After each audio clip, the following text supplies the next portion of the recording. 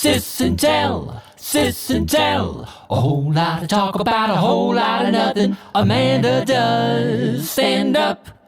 Alison's on TV, and when they hop on the phone, it's the place you wanna be. Sis and tell, a whole lot of talk about a whole lot of nothing.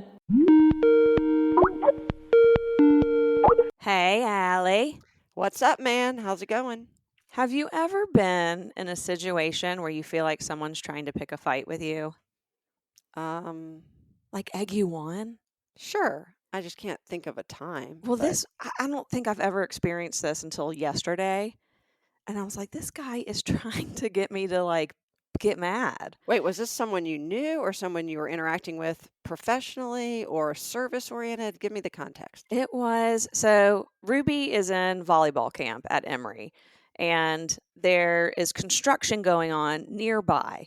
And I picked her up. I was the first in line, so first out. And there's like a T-shaped intersection, and I'm in the stem, right? Stopped. I think I'm stopped by this construction worker because this other guy is like letting all these vehicles go ahead of us, and our lane has turned into a one-way because of these construction vehicles that I can barely see my way around. And he doesn't have a sign that he's holding up. His back is just to us. But I Is am he now wearing any sort of he's wearing identifiable he's clothing? definitely he's wearing the hat. He's got Okay. So it wasn't just some random pedestrian who's blocking traffic. he's got the construction vest on. He's got like the CB attached to his shoulder, and he has a phone in his hand. Okay. So I'm first in line, which immediately makes me the line leader. Okay.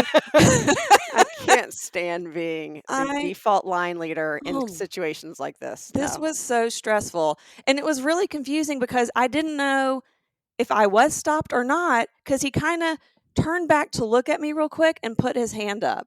Okay. And then he grabbed a construction sign, the stop slow sign. I'm like, great, this will be clear. So now he's holding on to the pole, but the sign part, instead of putting it on top of it, he's holding it in his other hand down below and turning it, like playing with it.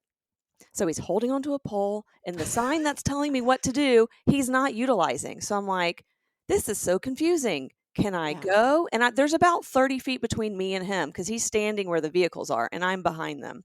Okay. So Ruby now is like, I can already sense your exasperation. And I can tell you, I would much rather be the second car behind you yelling at you than you trying to figure out what this guy is wanting you to do. So I start inching up. He turns around again and puts his hand to stop. Okay. So but you were just like testing it. You're like, maybe I didn't hear him. Right. Or maybe I didn't correctly. Or maybe it's, but I'm like, am I the idiot just sitting here when I can go and he's just not paying attention to us? You know what this is the same thing as is when you go into a bathroom and everybody's waiting for the bathroom stall to open and there's one that nobody's tried. And then you're like, but maybe nobody's in there. And you try it one more time and you jiggle the handle or you knock on the door and there is someone in there. But you just need to try. Right. You just had to try or look underneath to see if you see feet dangling. But anyway, back to the story. Anyway, but I'm like, why is this guy not using the stop slow sign? It is very confusing. Okay. And at some point we had been sitting there long enough where the cars behind me started to honk. Okay. At you or him? They're honking. Yes. They're honking. They're honking. And Ruby goes, just roll down your window, Mom, and ask him. If you don't, I'll do it. I'm like, you cannot do that. You cannot do that. So I roll down my window and I go, excuse me, sir, do you know when we're going to have a turn to go? He kind of looks over his shoulder and he's talking on his phone. He ignores me. I say it again. He ignores me again. I say it a third time and I'm saying it real sweet. And then I'm like, maybe he can't hear me. Maybe all he hears is wah, wah, wah. So I scoot up about 15 feet, right? So now he's about 10 feet in front of me. And I say, excuse me, sir, do you know when we're going to have a turn to go? And he's like, I don't. All right. And I said, okay, we just got out of carpool. So there's probably at this point like 100 cars behind me. And he goes, oh my gosh. He goes, I don't care if there's 1,000 cars behind you. you're not going until I tell you you're going. Oh, he's got a little power trip. Right. So Yeah. I'm like, and I also think he was not using his sign on purpose to piss us off. Why would you not use the sign? Yeah. I think That's what he the sign is for, I think literally. he was looking for an argument. He was bored. He was looking for some sort of entertainment. He thought the mom in the minivan was going to be the Karen, right? And instead, I'm like, I see what's happening here. I am going to be so sweet. He's not going to know what to do with me. So I said, sir, you're completely right. I'm not, I'm not looking to not listen to you. I'm just wondering if you have an estimate of like when we're going to get a turn to go. Is it 5 minutes? Is it 10 minutes? And he looks at me and goes, I can hold you here for as long as 15 minutes if I want to. Oh my gosh, he really is picking a fight. He was picking a fight and he wasn't yelling. He didn't have a nasty voice, but the How old word was this guy? probably around our age. Yeah. Yeah, and he goes, "You know what? I'm not in charge of what this guy does. If I was there, I'd be doing every other. But he's doing what he wants." And I go, Ah, see, now he's upset because that guy's really in charge. "Yeah." So this is the only way he can exert his power. And he's already upset with the way the guy's running in the line. I'm following. Okay, keep going. And he's like, "And we're going to let you go when we let you go." And I'm like, "All right, I'm here to listen to you. I'm just wondering, but you know what? It sounds like to me that maybe you should have been in charge." Oh, there you go. That's his love language. Yeah. And he goes, "It's hard to be in charge when no one listens to you." I go, "Yeah, but it seems like you would have had things running a lot more efficient if you were in charge." In fact, I'm going to start a petition with all of the cars behind me, and we're going to try to name you in charge. So how long did he make you wait? So then he, about 15 seconds after me saying that, he finally got on the CB and was like, "Da, da, da, da, da," and then he goes, "All right, y'all can go." What I think happened is that guy had no idea, the guy There who were was 1,000 directing, cars. that Yeah. there was traffic coming. He was waiting for the gentleman who was keeping us to let him know about the traffic, and he just didn't talk to him. If he had said, "We got cars backed up, we now need to do this," this guy wasn't paying attention. Yeah, This that guy whole story is proof that it's just about effective communication. I swear, I think 99% of all issues, including world wars, are started or happen because of lack of communication Yeah, or miscommunication. I kept on saying to him, "I'm here to listen to you," basically. I go I'm not interested in not listening to you. Whatever you tell me to do, I am gonna do. I'm just wondering if you have any information about when you're gonna let us do the thing we need to do. That's it. I go, "I get it. You're doing your job," right? I'm not trying to get under his skin. I don't like getting into fights with people. In fact, I see this guy, he's been out in the Georgia heat all day. He's wearing pants, right? No one wants to be wearing I thought pants you were in going this to hand him a weather. juice box and be like, here you go. If I had seriously, I looked around to see if I had any unopened like water bottles or anything, I would have totally handed him a Gatorade if I had it. Yeah. It was hot out. I'm sure he was in a bad mood. He'd been there all day. The construction zone was not being managed in a way he thought was efficient. And he's like, "I'm just going to piss someone off and then I'll have a story to go." He wanted someone to be angry at besides Yeah. his situation. Yeah. So this brings up a point. I've always thought that I need a what if kit in my car, and not if something happens to me, but what if I see somebody or encounter somebody who needs something and I'm able just to give it to them. And I'm not talking just about like some cash to someone who's homeless or asking for money on the side of the road. Like you see somebody and all of a sudden they're caught in the rain and you want to hand them an umbrella, right? Like Mhm. that's a really easy fix. Like here you go, here have an umbrella. Or the construction worker, and you all of a sudden are driving by and you've got a cooler of icy water and you can hand it to them. I feel like there might be opportunity for us to start carrying simple things that don't take up a lot of room for these what if situations. The problem is I don't think these what if situations come up as often as I might think they do. I feel But like my that kids would have would be been a like, great example.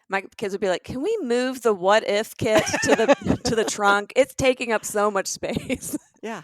What would be in your what if trunk or Well, in your that's what if kit? well, this is what I'm trying to figure out. Like, unfortunately, I think of things that I would need if I was stuck in traffic. So snacks, right? Mhm. But snacks that don't go bad. So if there are, granola bars, I'm thinking of, like what would be in a bomb shelter.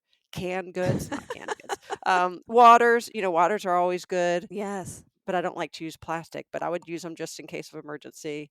I always have an umbrella with me, but it'd be nice to have some small, umbrella or a poncho. Like you could carry, Hmm. that's a really easy thing to carry in Emergency somewhere, ponchos. The an dollar emergency store sells poncho. those.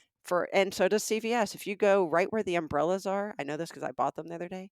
They have them for like $2 and they can fit in your pocket. They're so easy. That's a good thing. I might start carrying those extra ponchos I bought.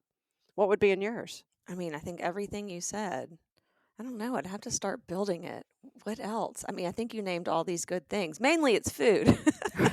I think snacks go a long way, Yeah, right? And cold drinks, especially where we are. Cold yeah. drinks go a long way, snacks. In fact, when I go pick her up today, I'm totally loading up my tiny cooler with some cool seltzers. I think that's good, especially during the summer. Mhm. When I was at Publix, I forgot the story. When I was at Publix, probably about 6 months ago, and I overheard the checkout woman with the bag person talking about how they hadn't had a break, and it was happened to be like really hot that day. And she's like, "Well, why don't you get a water?" She goes, "I don't even have it, and I left my bottle at home and all this stuff." So as I'm waiting to check out, I just went to the cooler and I grabbed 2 waters, and she scanned them through and she started to put them in the bag. I go, "No, they're not for me, for you." And they both were like, "Really?" I said, "Yeah, I heard you're thirsty, so you can have them." And that That's so made sweet. their day, right? Like it's Yeah. just those simple things.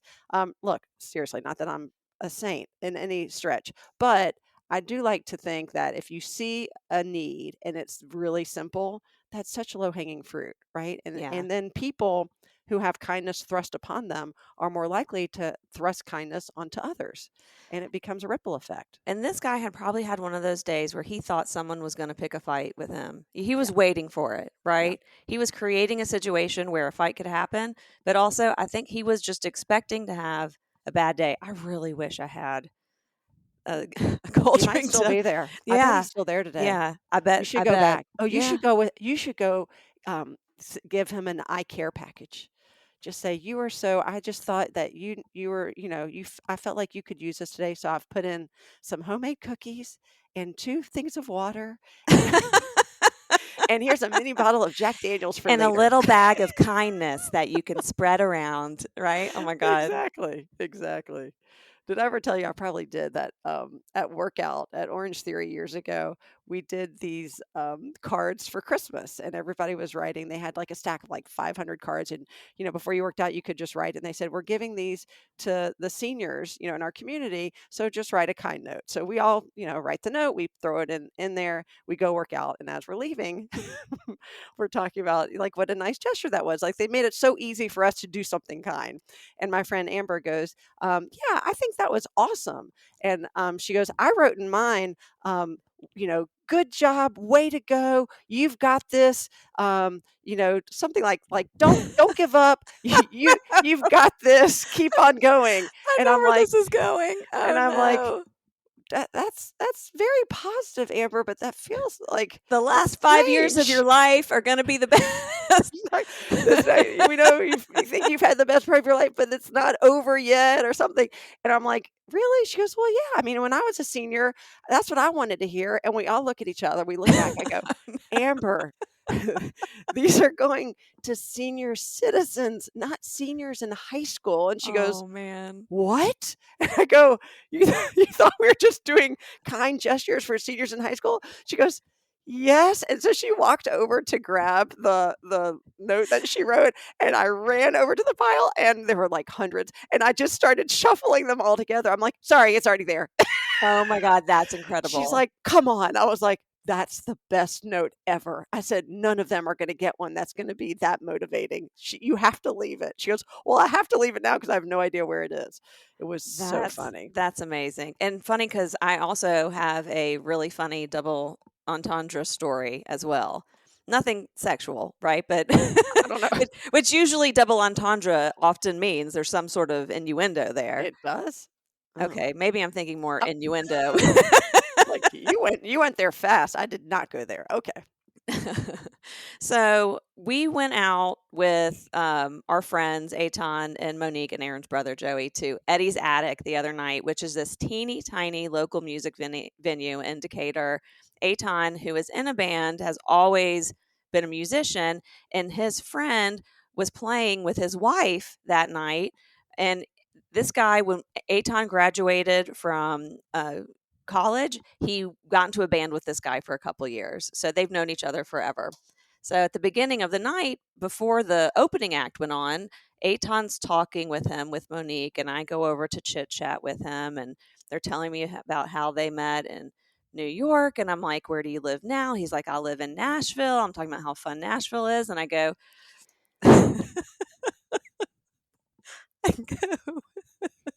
where are you from? And he goes, Georgia, the country.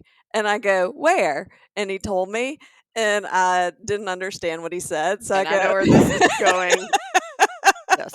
So I go, oh, is that like right outside Atlanta? He goes, no, the country. And I go, oh, so really far outside of Atlanta. Really remote. Really? I thought he was, and he goes, no, the country of Georgia. And I was like, oh, I go, it's not my fault. I'm from Alabama. So when I hear the country, I think of farmland and someplace distant and like When a we hear teeny tiny country town. in Georgia, everybody thinks of the same person, right? Jimmy Carter. You must live right near the Carters on that peanut That's farm. right. Oh my God. It was so funny. And then I was like, I was also wondering why your accent sounded kind of, your Southern accent didn't really sound like a Southern accent. I was like, what kind of Southern accent is that? Maybe it's hints of New York and Nashville that got into his Georgia Southern accent. So that was really funny. You know, I've been to the country of Georgia. You have? Yeah, I was in Tbilisi, Georgia in 2005 for a trip through Jewish Federation. And same thing, like first when they're like, we're going to Georgia, I'm like, I thought we are going to an international trip. I don't want to go to Georgia. It's right there. They're like, Tbilisi. I'm like, that doesn't sound like the next door state. Where And is that? Which it's county is great. that in? Exactly. But it is former Soviet Union. And yeah, so it's a, it is a place. I can testify to that. So there was this couple who they were super distracting because they were making out like the entire night. It was like uncomfortable PDA, and they're like, Were probably they young? Were they no, old? I'm always they so were- curious how old yeah, these people they're are. in their 50s, and they're like doing the Again, our age. it's just My age. your age, not mine. Yeah. So they're like doing like the nose thing, like they're like on top of each other, kissing and snuggling and doing little Eskimo kisses. And it was way too much. And the woman who was doing the opening act, she started singing this song that was like so depressing. She's like, this is a song about how my boyfriend cheated on me and with this woman and how I knew it wasn't going to last, but 3 years later they're still together. And then she sang this song and she goes, on that note, I'm going to have to sing a happier song.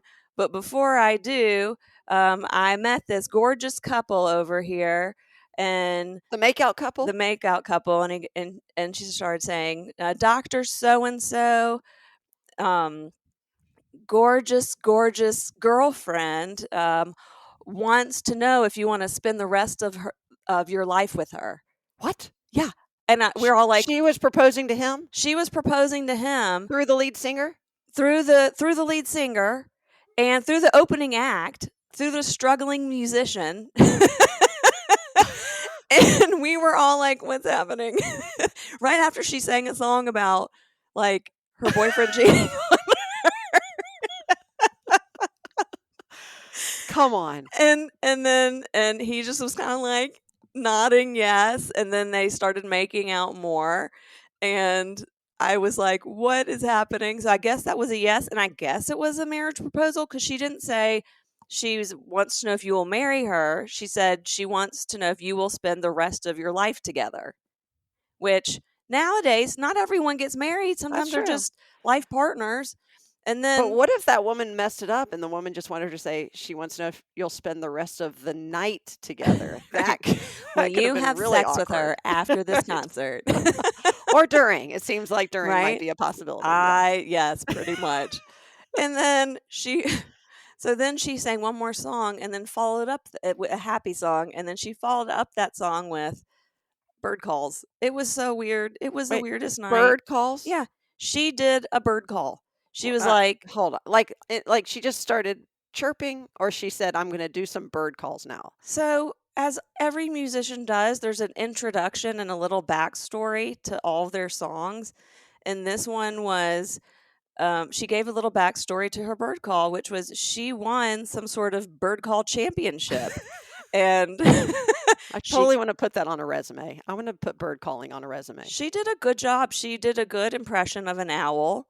And it had all these different vocal components and this throat stuff going All right, I on. want you to try to imitate her imitating the owl. So that's really funny that you would say this, because immediately when she started talking about bird calls, I gave glaring eyes at Aaron, because a lot of times we're at a party and he'll ask me to do poultry impressions. And I was like, please don't shout out, Amanda, do your turkey call. Because I was expecting that to be next. And I was like, I do not want to do a turkey call from this in front of this audience. Is that your best impersonation, though? A turkey call? No, I can do, I'm really good at chicken.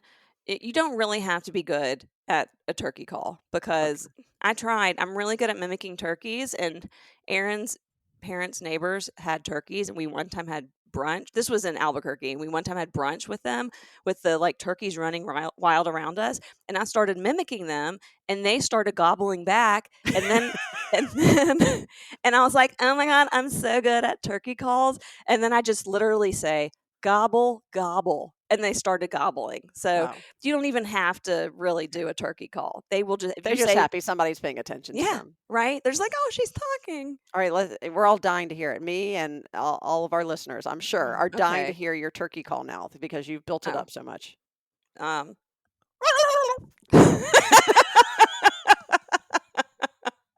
That's the turkey call. But my chicken is better. Okay. And That's a big buildup. it is. Did the chicken swallow a dog? Well, that's what they do. Is he in pain? Is he Yeah. in distress? They all, yes, I guess. Yeah, Is that what sounds you're like a hearing? Or distressed chicken. maybe you're an animal communicator and I'm actually saying something in chicken. All right, I'm still waiting for the owl. What did the owl sound like? Just like when oh, that was good. My face does not look cute when I do that. That's worse than an ugly cry. That was gosh. horrific. That was impressive, though. I think you could add that to your resume. Thanks. But not my set. No, not my comedy set. Oh, and speaking of resumes, so I've always had a fascination with helping people fine tune their resumes, and I haven't done, I haven't needed my resume for a long, long time. So I'm glad I don't have to figure that out. But when just when people are either transitioning, or especially young people when they're going out into the workforce, I love just helping them figure out how to craft a narrative about their life, and I pride myself on being a fairly good wordsmith and editor, but I have met my match because Wait, I have a now, question. Are you yes, giving people guidance on how to edit their own, or will you actually write their resume for I'll them? do it for them. I have them Thank send me God. everything that they have, and I say, just write it all out in long form. Don't make it Mhm. pretty. I'm going to prettify it, and I'm going to, take your 3 paragraphs, make it to 2 bullet points, etc. That's so good, because I immediately thought about people who are organizers, but they come into your home and tell you how you need to organize, and then you have to do it. I do it. I like to do it. Yes, that's good. Yes. That's really So nice. and so much so, I've helped all 3 boys with their resumes. I don't think Levi's got his quite yet, but Abe and Arthur for sure. And Arthur's is good. I always say, when your experience exceeds your education, then you put it first, and education goes on the bottom. And you can also go to two pages. But at 23, he is not ready to have he's had a lot of different experiences, but nothing that's been substantial enough to supersede his education. And he shouldn't, as many jobs as he had, you don't have to put every job on your resume. So he's trying to collate and simplify everything now. So I was working on it, and it turns out, so my friend Kathleen's son, who graduated from college a year ago, he wanted to do a finance course. So he took this 3-week, like, very intensive course at a university. And at the university, they told him that they should start using AI to help them to create their resumes. And I know, look, AI has been, all over the news and also a little bit controversial because you're finding that students are using it to cheat on exams or to write their papers. This is not cheating. This is legitimate bona fide helping, and it actually is a brilliant hack. What they told her son was, AI, the more, we get into this workforce and thousands of people are applying, for a few positions, jobs are going to start, or organizations, companies are going to start using AI in order to filter out the candidates. And they're going to be looking for certain Keywords. words, Yeah. right? Like collaboration and creativity, things like that. And Oh. so what you do is you ask AI how to formulate certain bullet points for your resume. And then once you send in your resume to a company, AI automatically recognizes its own work, right? Oh, there are the words. Oh, it's So so I good, so I right? tried it this morning Uh-huh. because Arthur specifically, he has some jobs that, I think we were able to wordsmith it pretty well, and he was able to really like synthesize what he did. But there's also, some of it felt just, I don't know, it didn't feel like it was as refined as it could be. So I just started, and the beautiful thing about AI is you just type in there, okay, how would you put bullet points in a resume if I was this job at this company?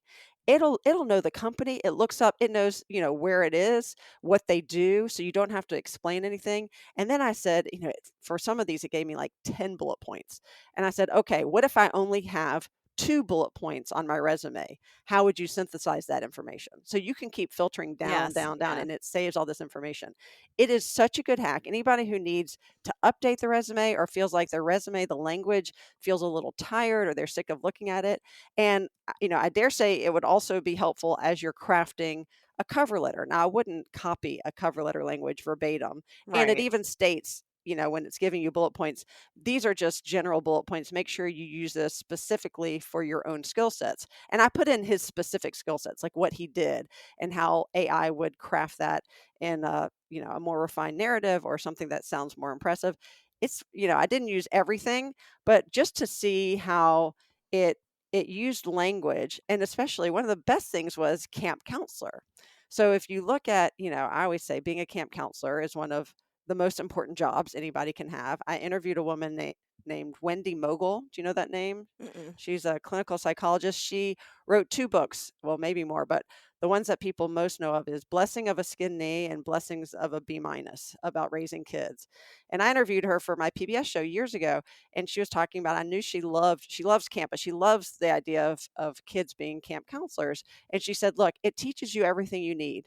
It teaches you collaboration. It teaches you how to successfully help others navigate, their emotional and sort of physical It also, journeys, yeah, it also conflict resolution. it also teaches you how to work with 12-year-olds whose parents decided not to send their kid on medication that summer, and you have to deal with their psychosis. Exactly. These are these are all real issues. I mean, there's so much. Oh, And so I put in worst camp experience counselor. of my life, by the way.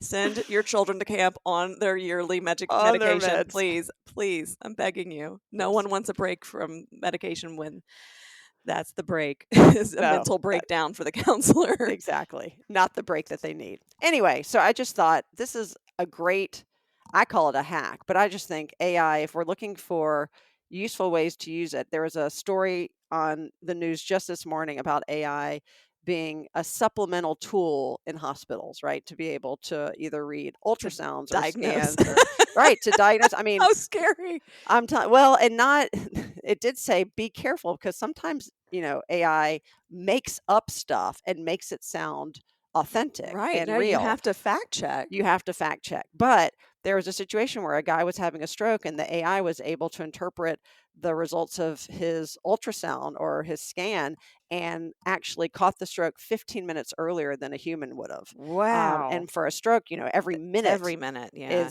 is life-saving for a brain, and now the guy is totally fine. So it can help. I'm just, I don't want to rely on technology 100% for anything. I still think people to people, and they even said, right, and AI will never replace doctors. I Yeah. mean, there's just No, no how way. can it? But if we can find ways for it to help us with Yeah. our interpersonal skills and our communication skills and help us constantly do better and refine, then I'm all for it. So if you want to send me your resume, Amanda, I'm going to make it look so good. With Chat a li- GPT, how with do a I put little down? help, right? Yes. Comedian extraordinaire.